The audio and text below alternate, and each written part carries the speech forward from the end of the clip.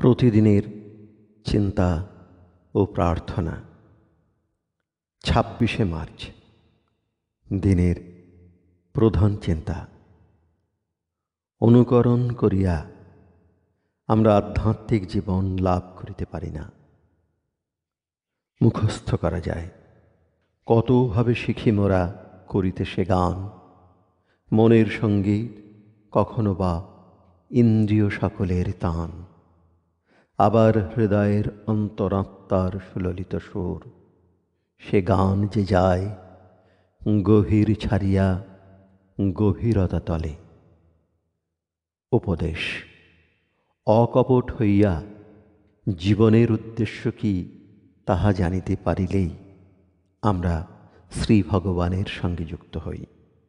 পবিত্র চিন্তা ও উন্নত আকাঙ্ক্ষা আমাদের স্বভাবগত ঘৃণা, ঈর্ষা ও তেষ দূর করিয়া দেয় এবং আমরা শ্রী ভগবানের শান্ত, প্রিয় ও যোগ্য সন্তান হই।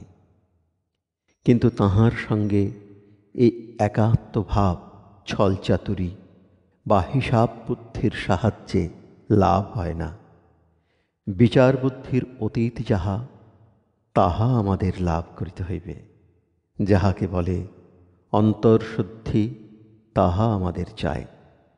আমরা নীরবতা অবলম্বন করিয়া তাঁহার সঙ্গে যুক্ত হই তখন, যখন আমরা বহির্জগতের লাভের কথা ভুলিয়া যাহা আধ্যাত্মিক, তাহার মূল্য বুঝিতে পারি।